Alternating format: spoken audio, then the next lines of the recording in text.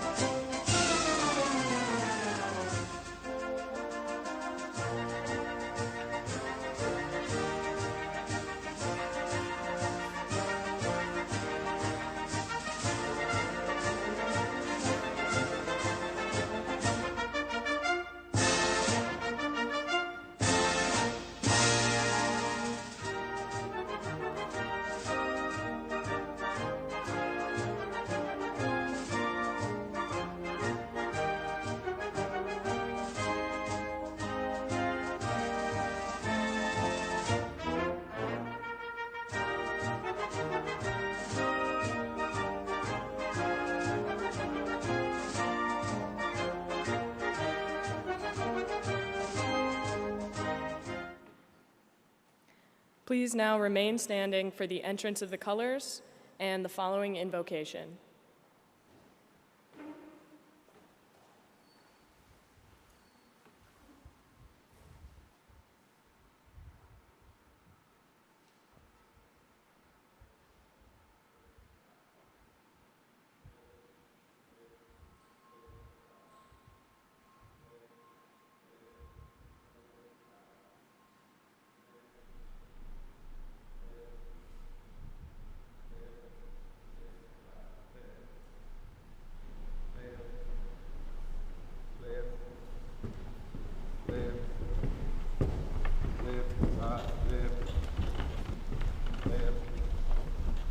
Mark time, march, detail, hold.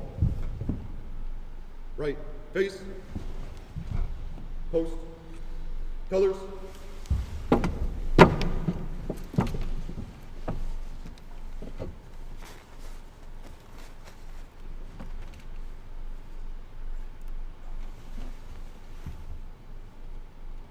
Present, pause.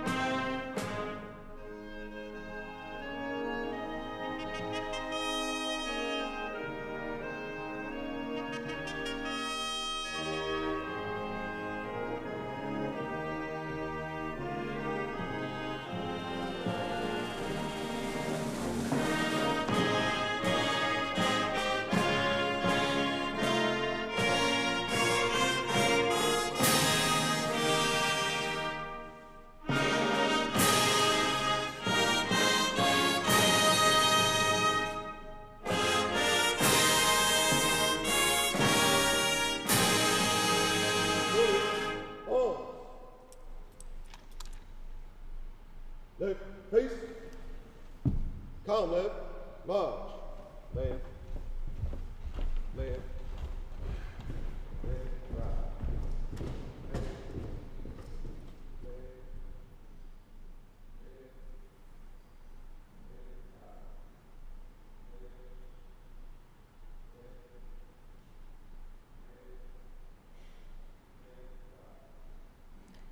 Ladies and gentlemen, please welcome Reverend James Greenfield, President of DeSales University. He will be delivering our invocation. Friends, let us pray. God of all life, we gather here in your presence, grateful for your Spirit who gives breath and creativity to these women and men from Lehigh, Lafayette, and Moravian who will be commissioned into service for our country. We recall your goodness in giving us this nation, its constitution, its leaders, and the men and women who defend our freedoms and exemplify our responsibilities. We are reminded that there is nothing small in your service when it comes to you and country. Help these women and men to remember that always. Help all of us to recall that as we look at all the problems in this world, that just because it's not our fault does not mean it's not our responsibility. May these men and women continue to champion compassion for everything they do in life so that they will continue to grow richer in wisdom, peace, and understanding. Remembering that to whom much is given, much is required, direct their steps and give them strength to carry out their new responsibilities. Endow them with the spirit of wisdom and justice.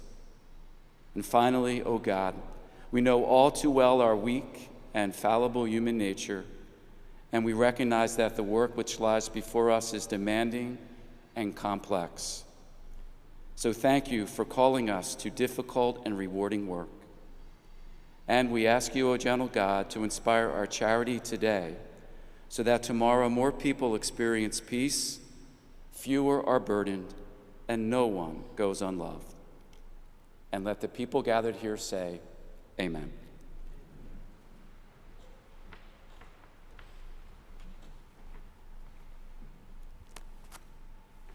Please be seated.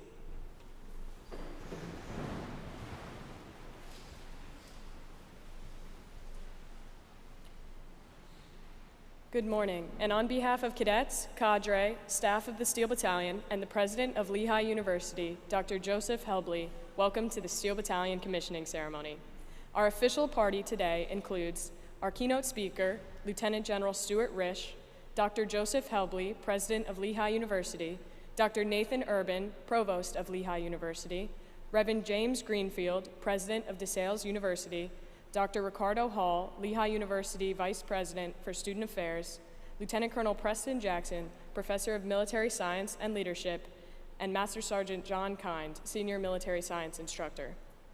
We would also like to welcome our distinguished guests today.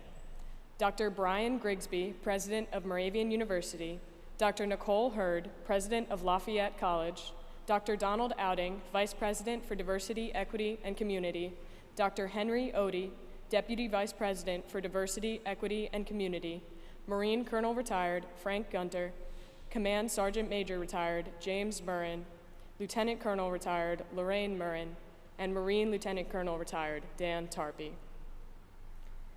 Ladies and gentlemen, the president of Lehigh University, Dr. Joseph Helbley, will be giving our introductory speech. Dr. Helbley is Lehigh's 15th president and took office at Lehigh in the fall of 2021. He's a Lehigh graduate who received a Bachelor's of Science in Chemical Engineering in 1982. Please help me in welcoming Dr. Joseph Helbley.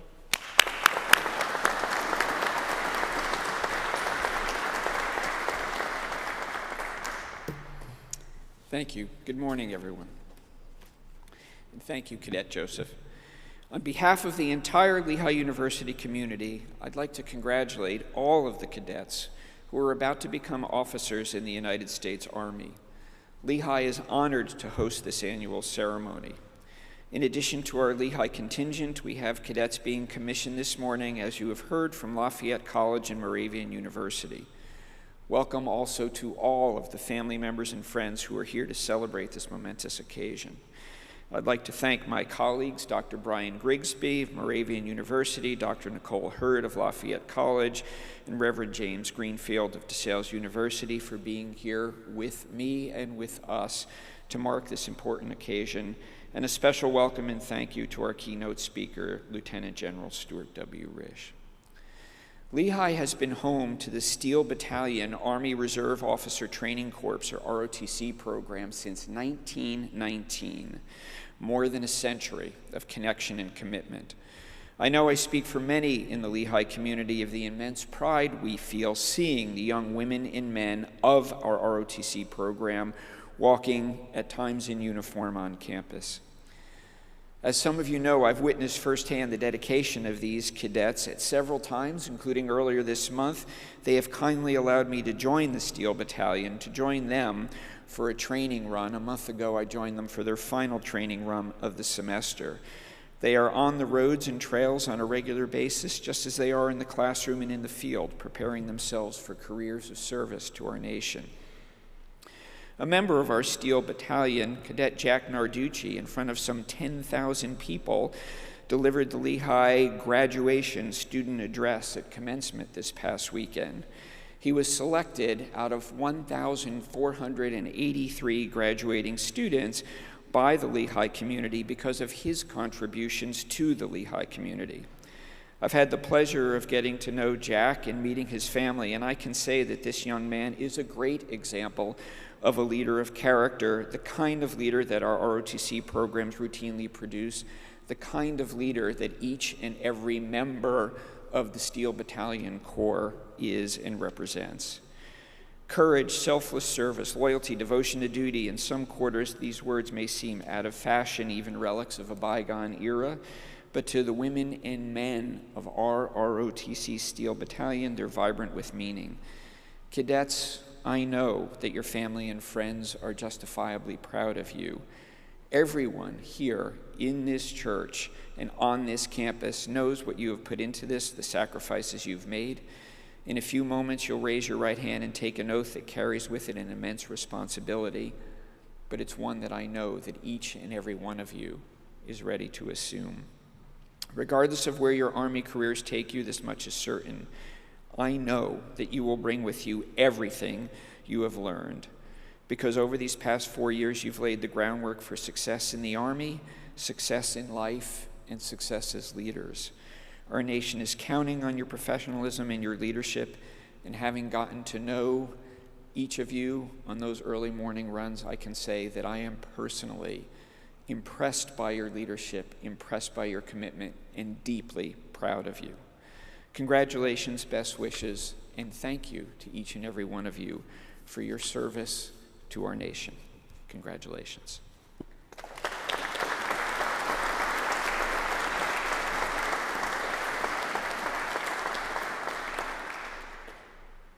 Thank you, Dr. Helbley. Ladies and gentlemen, please welcome the Professor of Military Science, Lieutenant Colonel Preston Jackson.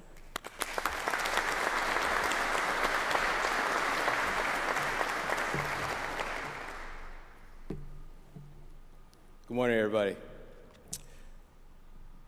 This is kind of a bittersweet day. I came here roughly the summer of 2021, and really this group of seniors here, they were all just incoming sophomores at that time, MS2s we call them. And so for this to come full circle, full fruition, is pretty awesome to see. And I'm absolutely proud of you, and I'll say that throughout my my speech here and all, but really this is an awesome day. To see them grow from what they were to where they are now, and then they're out on their adventures doing the Army thing, is pretty amazing here. So thank you all. Lieutenant General Risch, President Helbley, Dr. Urban, President Hurd, President Grisby, Father Greenfield, Dr. Hall, distinguished guests, visitors, family, and friends, thank you for your continued support and for being here today to honor our Steel Battalion cadets who will soon transition from being an Army ROTC cadet to commissioning as an officer in the United States Army. This has been an incredible year, and the class of 24 has set the mark for others to follow. Standard bearers who have led the way in all aspects of officership, from leading the way during 6 a.m. PT sessions to train the future generations of cadets within the ranks of the Steel Battalion, daily and weekly. Whether it was cold, rain, sleet, or snow, and I think we all know about the abundance of weather patterns here in the Lehigh Valley, especially on Thursdays when we're actually conducting lab. It all seems to come right there at that time. Every other day is beautiful except for Thursdays afternoon, South Mountain Park, 4:30 to 7:30 p.m. there. And then we have the occasional earthquake, you know. Your unwavering commitment to train the junior leaders has been impressive. During our combined field training exercise, Task Force Keystone, which consists of 5 ROTC programs, including us, that come together annually to conduct a joint field training exercise, look to the Steel Battalion and our cadets to identify what right looks like. They found their answers within our actions. What they witnessed is a legacy of excellence, unmatched grit, and determination of our cadets to keep getting better and better. If we didn't get it right the first time, we self-reflected in order to positively move forward. Within this class, we have 3 distinguished military graduates, 4 Air Assault School graduates, prestigious military intern recipients, Project Global officers, and leaders who have studied abroad. Additionally, we have Dean's Lists, varsity athletes, a George C. Marshall Award winner, a Society of Military American engineer recipient, and an NDIA engineer scholar. Additionally, we as an organization, we're second in the Northeast region for the prestigious Douglas MacArthur Award, ranked within the top 16 of 274 ROTC programs in the country. We have the co-captain of the Ranger Challenge team, which ranked #1 of 42 teams in the 2nd Brigade Ranger Challenge competition, and is now ranked 18th in the world as a result of their superb performance during the Sandhurst International Military Skills Competition at the U.S. Military Academy. Our 10-mile team ranks in top for all ROTC programs during the Army 10-miler, Gettysburg, and West Point half marathons. Everything you've done, you did with precision, except our big loss in November of 2023 in the Lehigh annual bed race. That will forever be a dark spot in Steel Battalion history there. You have led the way in every facet, and we are absolutely proud of all of you. Today, we are about to commission 2 field artillery officers, an aviator, an ordnance officer, a medical service officer, 3 engineer officers, and our first Ed DeLay officer heading to law school in the fall. Quote from General Douglas MacArthur, "Resilience is not merely enduring hardship, it is the unwavering commitment to emerge stronger and more determined than before." As we commission you today, remember the good times outweigh the bad. Capitalize on the good, use the bad as opportunities to get better. There are a lot of complexities in the world today, but remember, you have the training, knowledge, and experiences to tackle the challenges that may lie ahead. And trust, you always have a cadre of career soldiers to lean on. In closing, leadership is the cornerstone of all great organizations. As platoon leaders, you are expected to lead from the front. Be trainable, have humility, and understand what it means to be a servant leader. Steel Battalion, let me be clear. Steel Battalion class of 2024, you are ready to lead our sons and daughters in this great nation. Thank you. We are absolutely proud of you all. Forge and fire.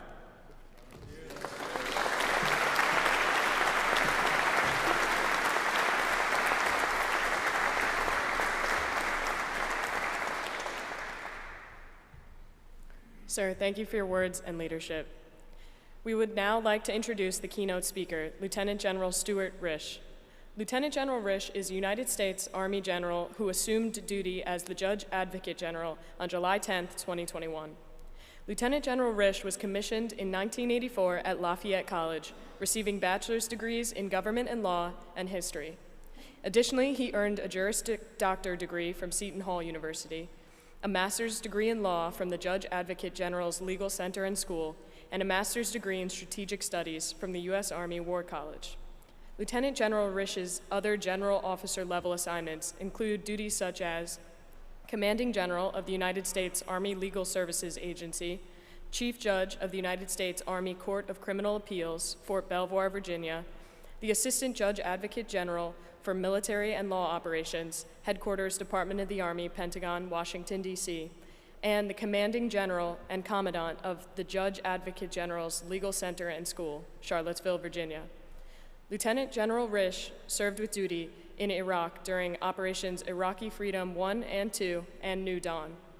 Lieutenant General Risch also served in Saudi Arabia, Kuwait, and Iraq during Operations Desert Shield and Desert Storm. On behalf of the Steel Battalion, we would like to thank Lieutenant General Risch for joining us on this special day. Ladies and gentlemen, please welcome Lieutenant General Risch with a round of applause.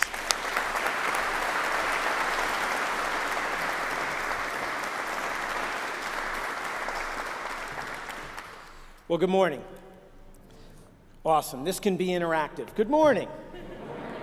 So thank you very much for that kind introduction. Really what it tells you is I've had trouble holding down a job for much of my life. So I just want to start out by telling you something you all know, which is days like this just don't come about. Ceremonies like this don't come about. There's a lot of planning. If you know anything about the military, there's an amazing amount of planning that goes into things like this. But everything from our invocation to the color guard who looked extraordinary, did it perfect, to our MC who's been fantastic so far, even with last minute changes.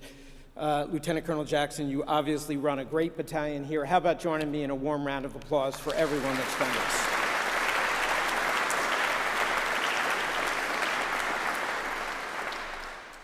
So, and to our distinguished guests who've already been recognized, welcome as well. Thank you so much I think it speaks volumes about how much the ROTC programs at this school mean. The fact that the leadership of our schools have traveled over here, graduation is done. There's many other things on the plate now. I know my own school has reunion in a week and a half. For Dr. Hurd to be here and the other leaders, it's fantastic. So thank you very much. And to Dr. Helbley as well, too.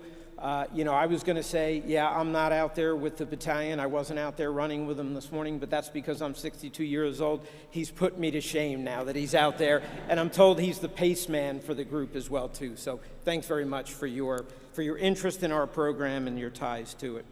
So good morning again, and a very warm welcome to everyone in attendance here today for, and I'll echo the doctor's comments, this momentous occasion, especially the parents and other family members of these stellar individuals who are on the cusp of being commissioned into our Army.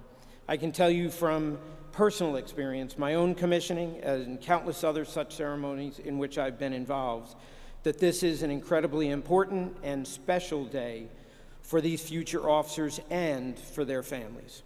I can assure you that my own commissioning day was an event that my parents joyfully remembered for many, many years. So as you might imagine, it is not only my privilege as the Army's senior uniformed lawyer to speak to these new officers this morning, it is both an honor and a pleasure to return to my battalion to deliver commissioning remarks, and I hesitate to say this, only almost 40 years to the day that I sat in their same seats, and 43 years after I first donned an Army uniform in ROTC. That being a Vietnam-era set of khakis, complete with black leather boots that I will tell you required shining every single day. So for our cadets, that should tell you two things. One, it's obvious I'm really old. And two, you too could easily be standing where I am one day. I will tell you that I would never thought it possible on 27 May of 1984, but I'm living proof that it is. And so with all that in mind, a very sincere thank you to all of the parents, grandparents, siblings, family, and friends that stand here with their cadet this morning. Thank you for not only being here, demonstrating your support for your loved ones, commissioning as officers in the world's greatest Army, but for your willingness to share them, what we recognize is your most precious treasure, with our nation and her Army. Thank you for loaning them to us for a length of time to be determined, possibly one tour, a career, or something in between, to do all that is required to support and defend the United States, our freedom and our way of life, and everything for which our nation stands. That is, everything that's embodied in our Constitution. On behalf of the Army, I give you my word that we are committed to taking great care of them, the best we possibly can, so that we can return them to you when they're done serving, in essentially the same condition with maybe just a few more miles on the tires. Proof of the Army's commitment to care for them is evident in this room today and throughout your loved ones' time in ROTC, because the Army has dedicated officers and non-commissioned officers as cadre to watch over them, to mentor them, to teach them, to best prepare them, and to essentially care for them. And this is a stellar cadre, too, which is manifest in the numerous accolades coming down for the mighty Steel Battalion. It was a 2023 General Douglas A. MacArthur Award winner, as you heard, signifying that it's one of the top ROTC programs in the country. It boasts calendar year 2022 and 2023 Brigade Ranger Challenge winners and an exceptional 3.5 average undergraduate GPA within the STEM program. And it swaggers over a 100% passage or graduation rate at airborne and air assault schools. No easy feat over the past 3 years. And I could go on. The list of impressive accomplishments for this battalion, its cadre, and most importantly, its cadets, was so long that I truly was able to select only a few to speak on for multiple noteworthy highlights. That is a testament to the resolute dedication of the cadre and the buy-in of all the cadets in the Steel Battalion. So I can assure you again, families, that your cadets are not only well cared for, but undeniably ready for all of the challenges that await them. At this time, I would ask that all of the cadre, and now is not a time for you to exercise humility, to please stand so that your cadets, their families, everyone in attendance, and I can let you know just how much we appreciate all you've done for these cadets, as well as the MS1 through MS3 cadets that are currently rising through the program. So please, cadre, stand. All of the cadre, please join me in a warm round of applause.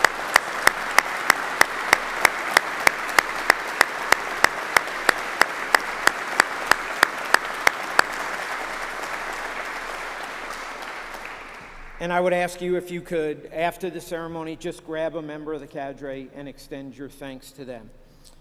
So well done, cadre. This supremely talented group of individuals that we'll commission today demonstrates that you have been overwhelmingly successful in all of your efforts. And as you know, these cadets who become officers today are your legacy, what you leave behind to show the significant difference that you have made for our Army for generations to come. So thank you. And now, let me focus on our very soon-to-be new second lieutenants. I know full well that this event is the culmination of many years of hard work, and I know that this is an extraordinary time for each of you. I want to take this moment to commend you on both commissioning from ROTC and graduating from college. Certainly two huge accomplishments of which, as the doctor indicated, you may be justifiably proud. 4 decades ago, I remember sitting in my ROTC commissioning ceremony in my ill-fitting Class A green uniform, I'll admit, but you all look so good and clearly have the tailoring piece figured out much better than I, so kudos to you on that. I was ready to take my oath of office, ready to coin the first NCO to render a salute, ready to get in my car and drive, and really, really ready to clap for our speaker to move him off the stage. So I recognize I'm the only thing standing between you and freedom. You likely have your car already packed, the engine's running in the parking lot. You're rightfully anxious to spend some well-deserved time with loved ones and friends before attending your respective officer basic courses or beginning your civilian occupation. And speaking of which, I just want to highlight, I know we have 2 in the commissioning class now. You have a number in ROTC as well, and that would be our United States Army Reserve and our Army National Guard soldiers. You have my deepest admiration because you will have a very different and in some ways much more complicated experience than I did as an active duty and your active duty counterparts. I know because I've served in both capacities, trying to complete law school and serve as a civilian attorney while also serving as a United States Army Reserve Field Artillery Lieutenant. So well done to all of you, and thanks for all of you will do. We fight together, we share that burden together as compos, we share that burden as a joint force in the Army, with all of our sister services, the Marine Corps represented on the stage here today. And sharing that burden is critical because the world is a very different place than it was long ago when I commissioned. It is more dangerous, unpredictable, and fractured, and more in need of selfless leaders ready to lead and to follow. Our nation desperately needs brave men and women who are ready to take on dangerous tasks and not look for credit, ready to do what is right when no one is looking, because the satisfaction of a job done right is sufficient for them. Today's world desperately needs men and women who clearly understand, deeply believe in, and personify the oath of office that you all will soon take to cement your status as commissioned officers. In January 1780, in the midst of the Revolutionary War, Abigail Adams wrote the following to her 12-year-old son and our future 6th United States President, John Quincy Adams. Quote, "There are times in which a genius would wish to live. It is not in the still calm of life or the repose of a Pacific station that great characters are formed. It is great necessities that call out great virtues." This quote obviously emphasizes the idea that in times of great need or adversity, individuals are often called upon to display their greatest virtues and strengths. It suggests that challenging circumstances can bring out the best in people, inspiring acts of brilliance, courage, resilience, and/or compassion. America's future great necessities will be borne on your shoulders, and you're each up to the task. Each of you enters a service that is the most fearsome, battle-tested, and invincible force for good in the world. And make no mistake, as chaotic and unpredictable as the world is today, it is the enduring, timeless features of military service by brave men and women, and in particular your service, that will bring victory in any conflicts in which our nation is involved. With that, I have just 4 brief takeaways for you, and I hope that you're not too worn out from your studies or ROTC requirements to absorb these 4 key points. 1, congratulations and thanks. 2, you must learn to handle hard better. 3, drive it like you stole it. And 4, I'll meet you on the high ground. First, sincere congratulations. You all made it here to this commissioning ceremony today, which is no easy feat for sure. I want you to think back on your last 4 years of college and your time in ROTC and consider all you've experienced, everything you've learned, and how much you've grown as a result. Look at how far you've come in that relatively short amount of time. I can assure you that I developed my soldier, follower, and leader skills much more significantly based on my advanced camp experience alone. The amazing thing about military service in general and the Army and its training in particular, taking nothing away from the Marine Corps, is how much you mature in so many different ways and how it happens in such a very short period of time. So congratulations on all you've achieved thus far, but as you'll soon learn in the Army, the earning never stops. Many of you may not realize it, and you may be apprehensive about what comes next, and that's just fine because a few butterflies never hurt anybody. But know that your cadre here and those at basic and advanced camps have prepared you well. Moreover, you've worked hard to get yourself ready, and you have tremendous leaders, colleagues, and subordinates just like Lieutenant Colonel Jackson waiting for you who will take great care of you and fill in any gaps or seams as you continue to learn and improve. And moreover, and I hope you realize this, your friendships with each other, the bonds that you've created here, that you formed here will undoubtedly carry throughout your careers. Don't hesitate to lean on one another and other peers for advice, products, and perspective. Push yourselves and one another to grow and get better every day, mentally, physically, and in terms of overall wellness.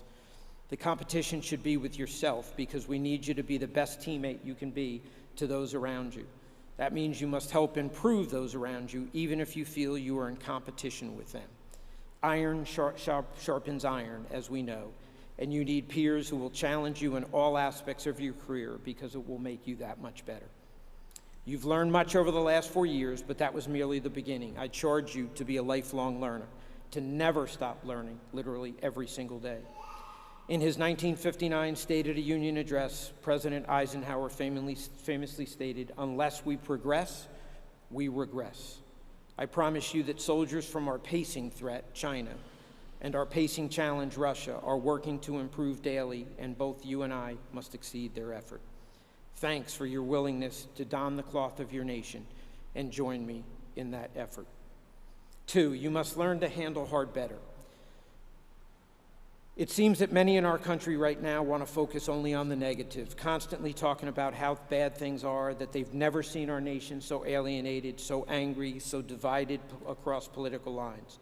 And while I certainly would like us to work better together to solve the problems that vex us, I'm not so certain that anyone who lived in America from the late 1910s through the early 1950s would agree that it's never been worse for us. A global pandemic that claimed 500,000 lives in the U.S. alone in 1919. 2 world wars that cost millions of lives worldwide.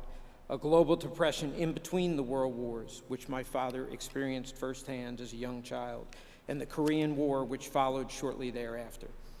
Or fast forward to the 60s and 70s, our president, his brother, and Martin Luther King Jr., our foremost civil rights leader, all assassinated.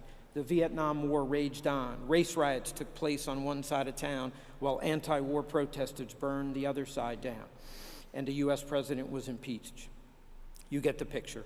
Simply put, every generation will think that their time is the hardest it's ever been for our nation. And everyone will long for and look for things to become easier, less complex, less challenging. And so leave it to, and that's where she comes in, Kara Lawson, Duke University's women's basketball coach, was recently trying to explain this to players. And this is on YouTube, it's on the internet if you'd like to look it up, just Google her. Some of you may have watched it already, but she was trying to explain to her basketball players that their tasks in basketball and in life would never get any easier. All of them were high school superstars, but the competition was drastically better in college and certainly at Duke. Things that had come so easy for them no longer did. And it would only get harder and harder every year as they played well and experienced success, because expectations were then greater and the competition got tougher. And then if they were fortunate enough, playing in the professional leagues would be even more difficult. Just ask Caitlin Clark. It never gets easier, she said. The easy bus never comes around to pick you up. Instead, you must learn to handle hard better. It's the same for your life in the Army. Trust me, if you perform well, we just give you more and more challenging tasks. Success begets more work. As you rise, you lead larger organizations, you deal with ever more complex issues. As such, you need to learn to handle hard better. But how, you might ask? My third point, drive it like you stole it. Whatever position, unit, or duty station to which you get assigned in the future, drive it like you stole it. That is, make the most of every opportunity. And I'll give you 5 quick tips on how to do that, and I'll be brief. Every assignment is what you make of it. Over a nearly 4-decade career, I have found every job I've been given both challenging and rewarding, exciting and cutting edge in most instances. This is all because I had a mentor early on in my career who showed me that I was never limited by the position I was given or the task that I was assigned. That is, no supervisor has ever told a subordinate that they can't do more in a role than their predecessor did, nor dictate that you can't do more than a task requires. Make the most of it. Be part of a learning organization. As I said before, continually grow, seek broadening opportunities for yourself and your organization, and always learn from your mistakes. Believe me, you will make mistakes as a young lieutenant, and as a captain, and as a major, and as a lieutenant colonel, colonel, and general, for no one is immune. But the key to make them is once. The key is to make them once and learn from your folly, as we all know. I can attest that I've learned far more from every mistake that I've made than when a situation or task came easy. Just fix stuff. Be value added. Because we're in this amazing chapel, I will alter the language of this point from how it was first given to me by a senior Marine Corps general officer when he was asked what he expected of his leaders. His response, I expect them to just fix stuff. That's what we as leaders and I do as a lawyer. We fix problems. For our cadets, if you see an issue that's a hindrance in your command that you can solve, just do it. Don't wait. Solve problems. Fix things. And don't seek out or expect praise for doing so. Be value added in all you do. Maintain a positive attitude. I've found that you must have a relentlessly positive winner's attitude no matter the adversity or the odds. It doesn't matter the setting or your position. No one wants to be around a bully or a person difficult to work with. But at the end of the day, to be a leader, to make a difference and matter, you want and need to be in the room. You want to be the trusted confidant who is called on for input. You have to become someone that people can trust and believe in. Like the song from the musical Hamilton reminds us, you want to be the person in the room, at the table, where it happens. So a positive attitude, adding value, fixing problems, doing more than the task requires, learning and growing from your mistakes, owning your own mistakes, and accepting your people's mistakes. That's how you get to be in the room. And most of all, and this is the most critical, just have fun. Enjoy your work, your subordinates, your larger team, and your friends, time with friends and family. Work hard on achieving quality of life for you and your family. In that regard, I'd tell you to find what works best for you. I have no magic secrets on that. I can only tell you what works well for me. And I hope you realize each of these 5 tips will allow you to make the most out of every top opportunity you're given and allow you to handle hard better. And then finally, I'll meet you on the high ground. My brigade commander in Desert Shield, Desert Storm, who was then a colonel and rose to the 3-star level, a man for whom I would walk on hot coals, used to end every briefing he gave, every speech he made, and every letter he wrote with the phrase, "I'll meet you on the high ground." As a basic premise of tactics, military tactics, we all know that the high ground is what you always want to defend, where you always want to be. It provides a tremendous tactical advantage to whomever has it. We all know and understand our Army values reflected in the acronym LEADERSHIP, most of which Dr. Helbley read already: loyalty, duty, respect, selfless service, honor, integrity, and personal courage. While I shouldn't say this as an Army officer, I understand all 7 of our values are essential aspects of who we are as soldiers, but I've always believed that integrity, your character essentially, is the most basic and critically important of these values. For me, it all begins and ends there. A wise mentor once advised me that integrity is an all-or-nothing proposition. You either have it or you don't. There are no varying degrees of integrity. I contend that today, and especially for our military, the term high ground has alternative meanings. It's a place that we as a nation, as an Army, and you as individuals must always be. We strive to meet each other on the legal, moral, and ethical high ground and remain there at all costs. For as President Kennedy reminded us in his last speech prior to taking oath as U.S. President, we must always consider that we shall be that shining city on the hill.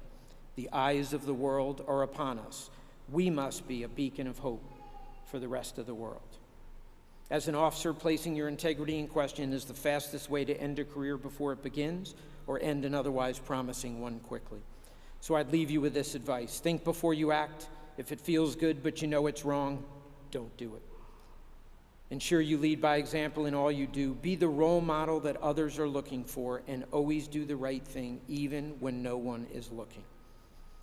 As Thomas Jefferson reminded us, in matters of style, swim with the current. In matters of principle, stand like a rock. I charge you to never confuse or substitute competence for character, as some in our military environment do at times.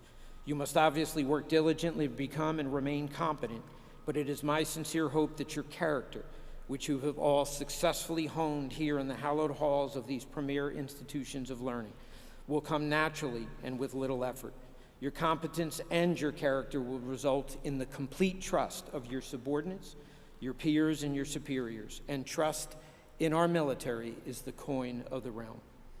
In closing, I'll provide you with the distilled version of my leadership philosophy: work hard and stay out of trouble. What my father told my brother who's in the audience, my father himself a Korean War veteran and a 35-year veteran of the police department rising to be chief of police, he would always tell us, work hard and stay out of trouble. That is, always do what is right legally and morally, work hard and smart, whatever the task or mission, and treat everyone with the respect they deserve while earning theirs. I promise you that if you remember these basic principles, everything else will take care of itself. And that is all I have the time to share with you this morning, but as you can see, I'm extremely passionate about these subjects and about the lives and careers that lie ahead of you. And I'm not alone in that regard. Plenty of folks are waiting for you at your first duty station who stand ready, willing, and able to provide you with all the coaching, teaching, mentoring, and assistance that you may need. I'd encourage you to be open to their offers and be willing to do the necessary self-reflection and hard personal work to improve as a leader, a soldier, an officer, and a human being. Always take care of your people, your family, and yourself. Be a servant leader. If you ever think that your people are there to serve you instead of the other way around, it's time for some greater self-reflection. As I'm in the twilight of my career, I cannot help but be jealous because I know that you all are about to embark on the ride of a lifetime, and I wish you the best. So stay safe, have fun, enjoy, and as always, I'll meet you on the high ground. This will defend. Thank you.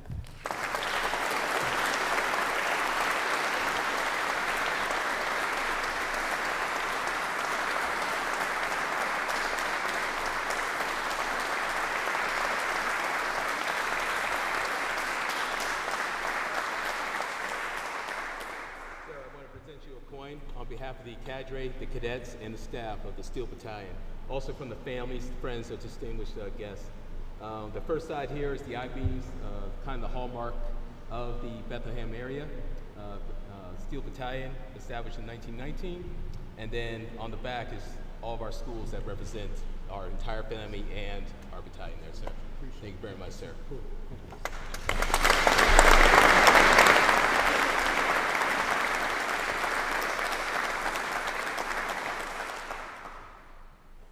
Sir, thank you again for taking the time to share with us your words of inspiration and leadership. Before we begin, we would like to offer some historical context on the oath of office that these future officers will commit to in a few moments. The oath of office has a true and important significance for our profession and our military, and it sets us apart from others. The oath is a combination of constitutional requirement, historical influence, and centuries-old customs. The act of swearing in by repeating the oath of office is a tradition that dates back hundreds of years.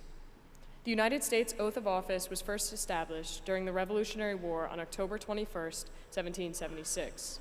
From there, the oath of office underwent various revisions, where the final oath approved for all commissioned officers was established on May 13, 1884. And today, 139 years later, our soon-to-be second lieutenants will repeat this oath of office. While the capacity in which each individual serves is different, we will bear witness to each future officer and the promise they make. A promise to defend the Constitution, to protect the people of the United States, and to uphold the standards and excel at the duties required of them. The American people rightfully place their trust and confidence in our officers. At this time, we will proceed with the commissioning, pinning of our new officers, and presentations of their certificates. We ask that all military personnel, both present and former, stand for the administering of the oath of office. The Steel Battalion cadets will now receive the oath of office from Lieutenant Colonel Preston Jackson.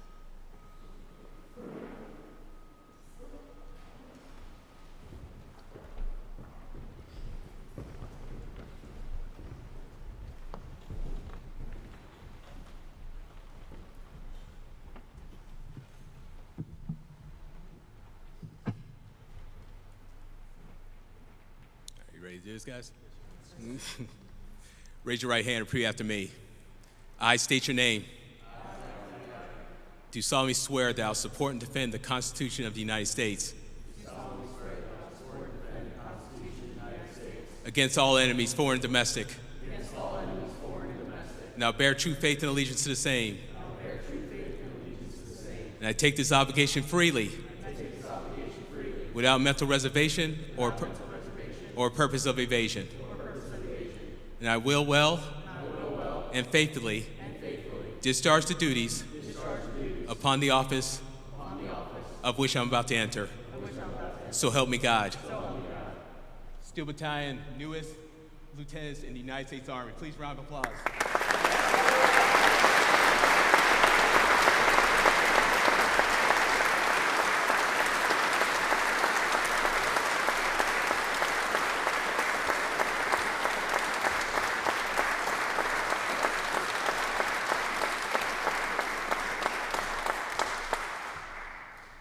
I think that's it, guys. Congratulations to our new second lieutenants, the commissioning class of 2024.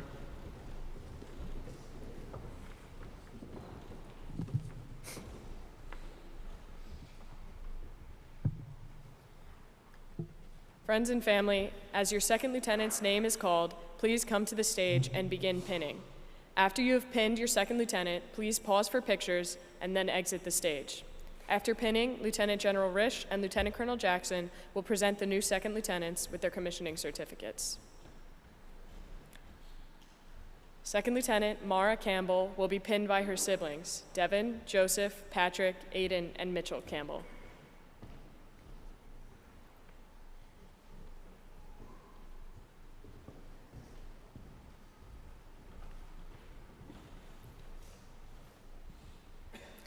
Second Lieutenant Campbell is from Ottsville, Pennsylvania, and graduated from Palisades High School.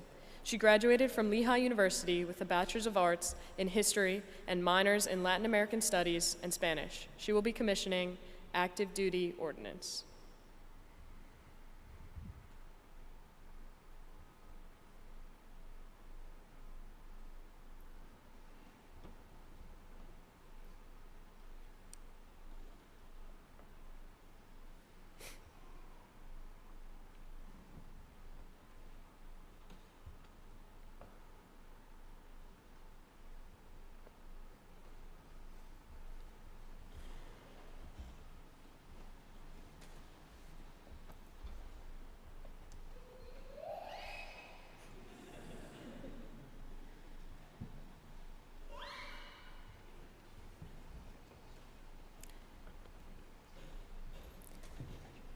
Lieutenant General Risch and Lieutenant Colonel Jackson. Sorry.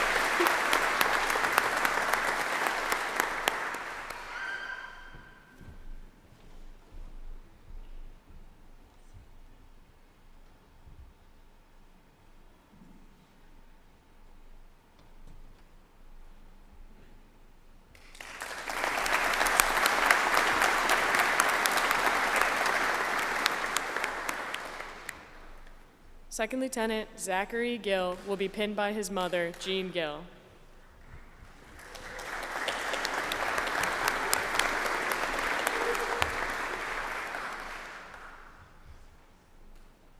Second Lieutenant Gill is from Nashville, Tennessee, and graduated from East Brunswick High School.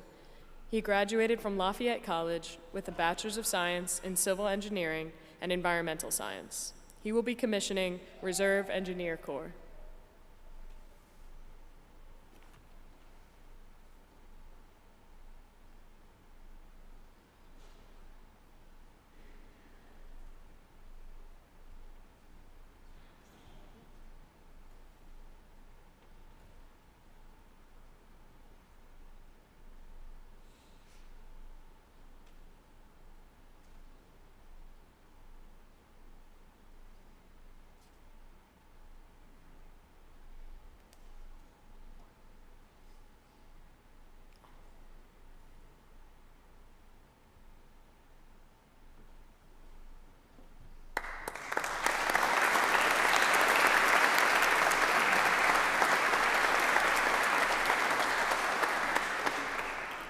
Lieutenant General Risch and Lieutenant Colonel Jackson will present Second Lieutenant Gill with his commissioning certificate.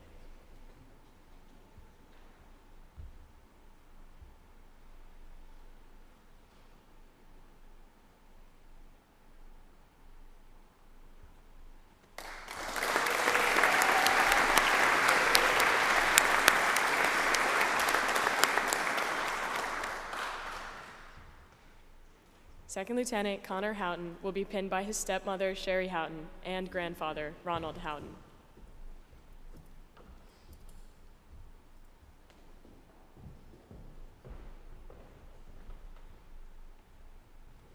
Second Lieutenant Houghton is from Easton, Pennsylvania, and graduated from Easton Area High School. He graduated from Northampton Community College with an Associate of Arts in Mathematics and from Moravian University with a Bachelor's of Science in Applied Mathematics. He will be commissioning active duty engineers.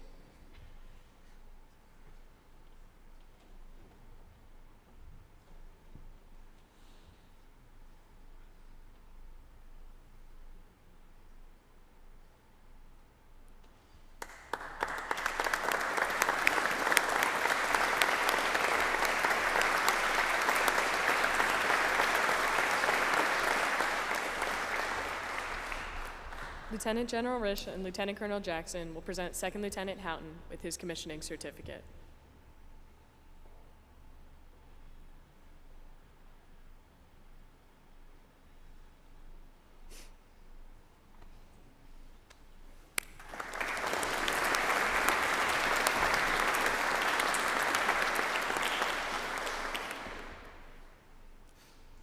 Second Lieutenant Brandon Liebensberger will be pinned by his parents, Bruce and Heather Liebensberger.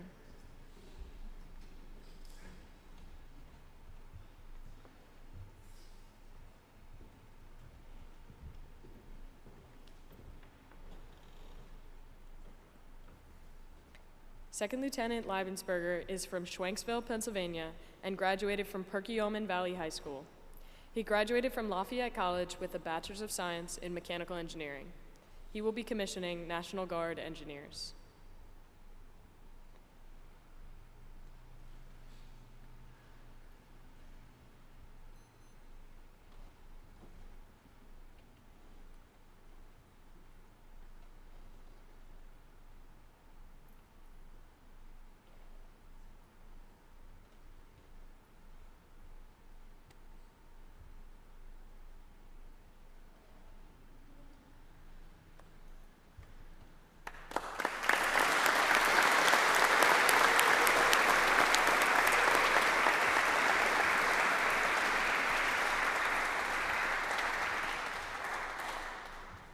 Lieutenant General Risch and Lieutenant Colonel Jackson will present Second Lieutenant Leibensberger with his commissioning certificate.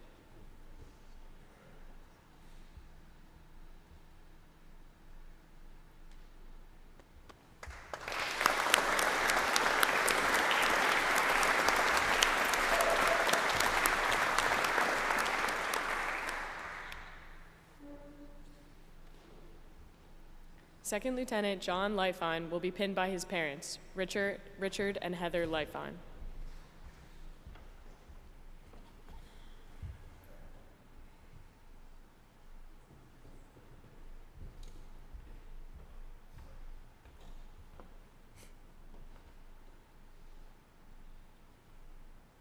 Second Lieutenant Lightfine is from Glenview, Illinois, and graduated from New Trier High School.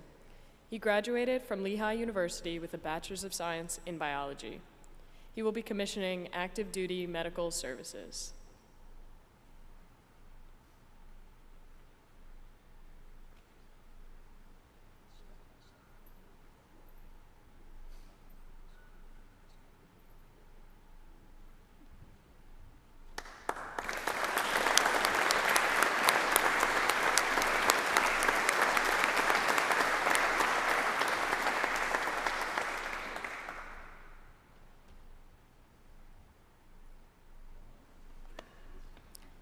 Lieutenant General Risch and Lieutenant Colonel Jackson will present Second Lieutenant Lightfine with his commissioning certificate.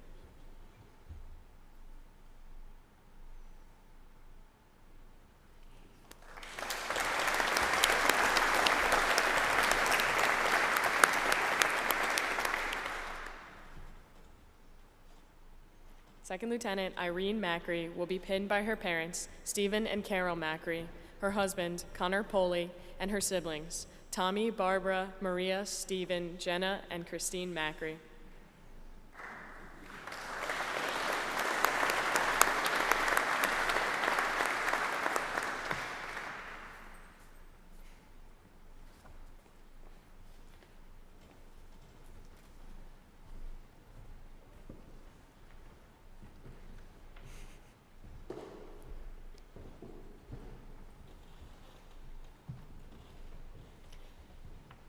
Second Lieutenant Macri is from Plumstead, Pennsylvania, and was homeschooled in Plumstead, Pennsylvania.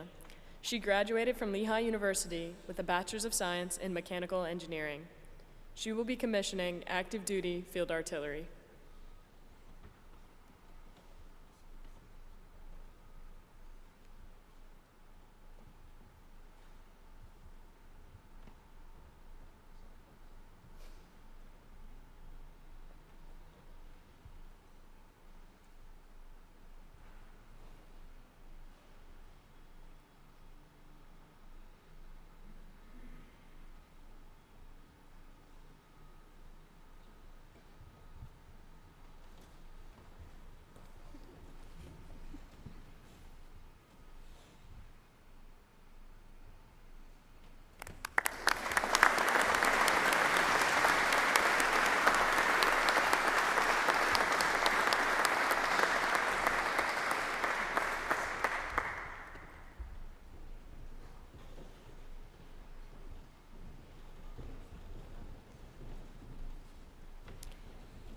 Lieutenant General Risch and Lieutenant Colonel Jackson will present Second Lieutenant Macri with her commissioning certificate.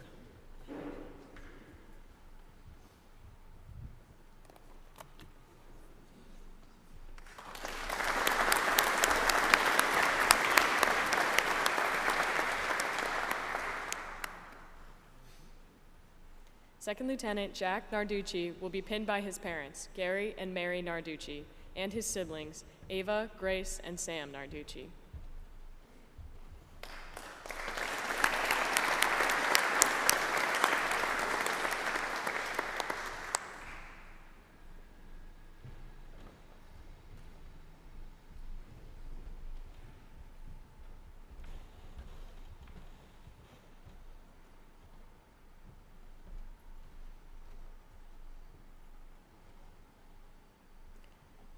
Second Lieutenant Narducci is from Haddonfield, New Jersey, and graduated from Haddonfield Memorial High School. He graduated from Lehigh University with a Bachelor's of Science in Finance with a concentration in international business and a minor in international relations. He has earned an educational delay to attend law school in pursuit of a career in the Judge Advocate General Corps.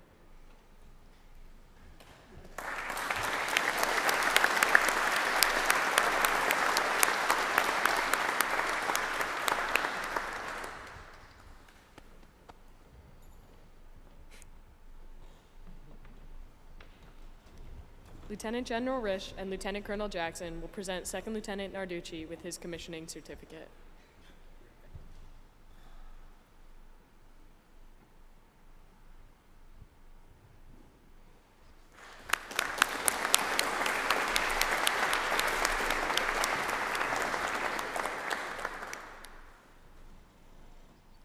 Second Lieutenant Austin Tarpey will be pinned by his parents, Kevin and Helen Tarpey, and his sister, Cecilia Tarpey.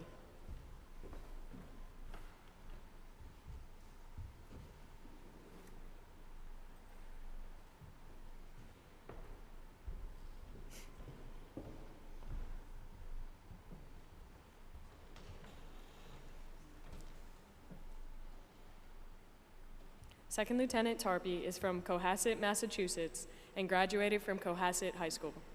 He graduated from Lehigh University with a Bachelor's of Science in Supply Chain Management. He will be commissioning active duty field artillery.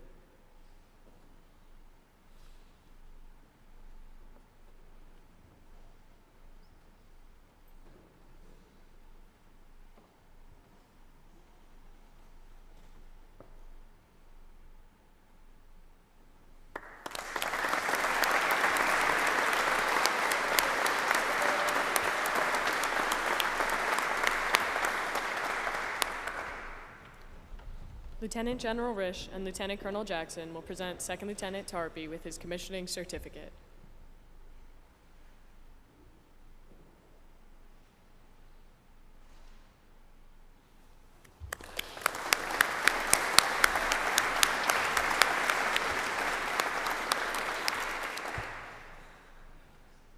Second Lieutenant Joseph Walker will be pinned by his parents, Rob and Denise Walker.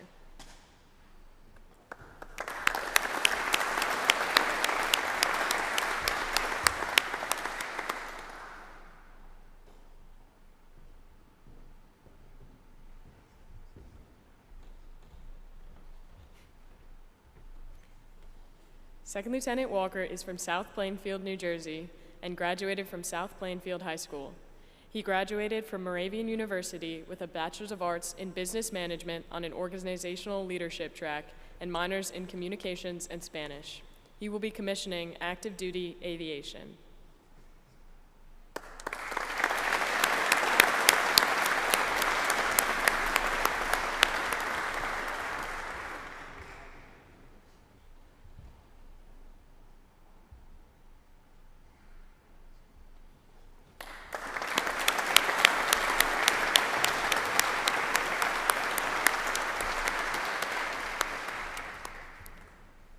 At this time, we would like to ask all new second lieutenants to stand as Lieutenant Colonel Preston Jackson presents our newly commissioned officers with their second lieutenant bars on behalf of the Military Officers Association of America.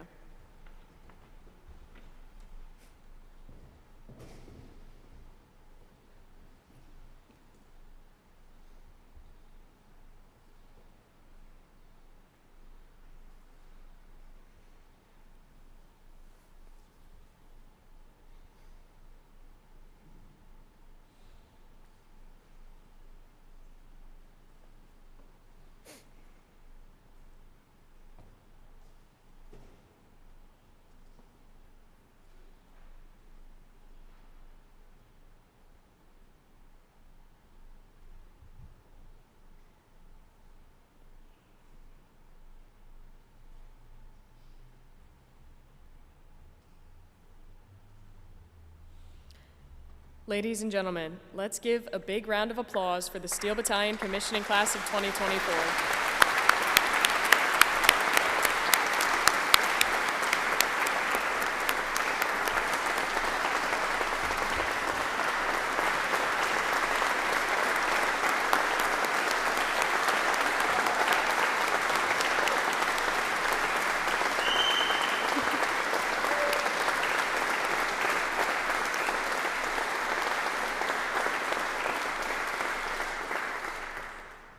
Please be seated.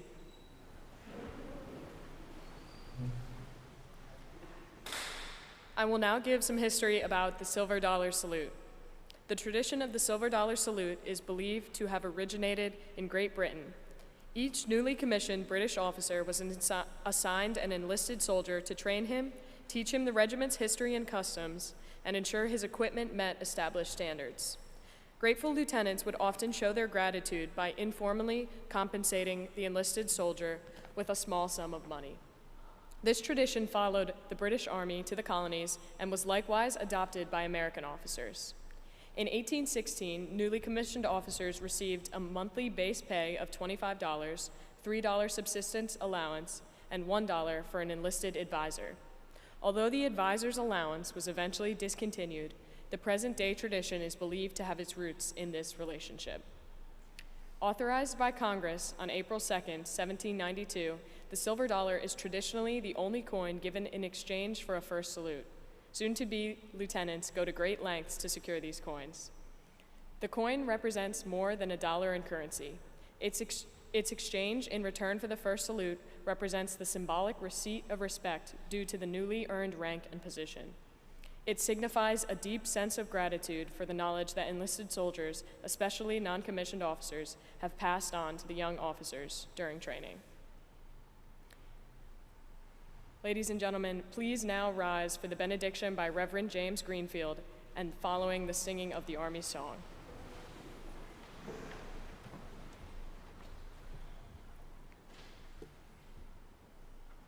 Let us pray. Gracious God, we ask for your benediction to rest on us. As you have graciously preserved our nation through the years and have led us in wondrous ways, grant that we may be worthy of our high calling as a nation. Make us reverent in the use of freedom, just in the exercise of power, and generous in the protection of weakness. Inspire these men and women who serve our country, that they may guide it wisely and well. Especially do we pray for these newly commissioned officers as they move forward with their lives, having completed their college studies. Grant them and us that in all our duties, your help, in all our perplexities, your counsel, in all our danger, your protection, and in all our sorrow, your peace. And let the people gathered here say, Amen.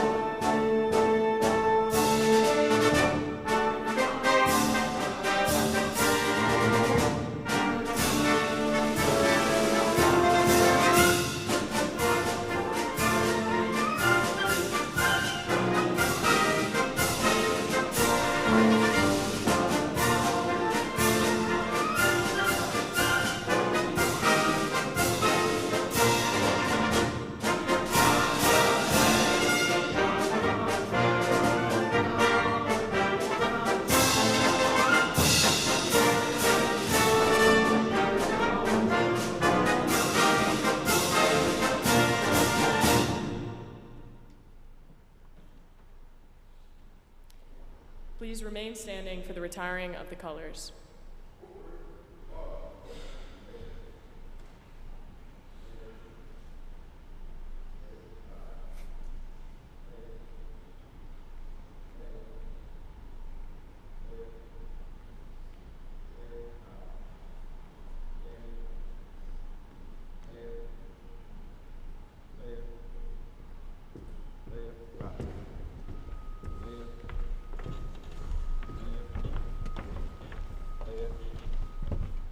Mark time, march, detail, hold. Right, face, retrieve, colors.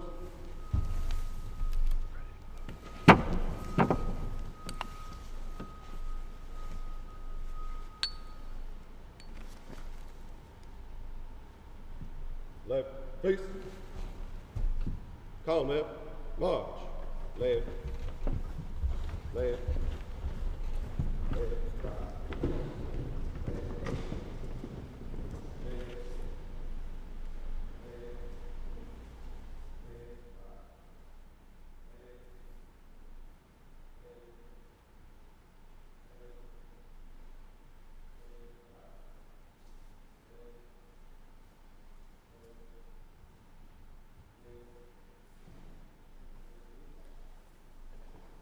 Please remain standing for the departure of the official party and the following commissioning party.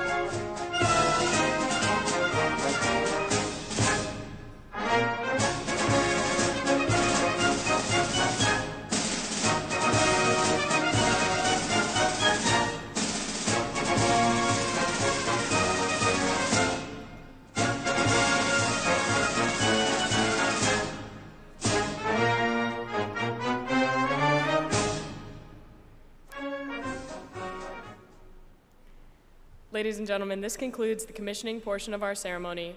Everybody please exit the chapel and form a U shape around the entrance area, leaving space in front of the doors for the first salutes.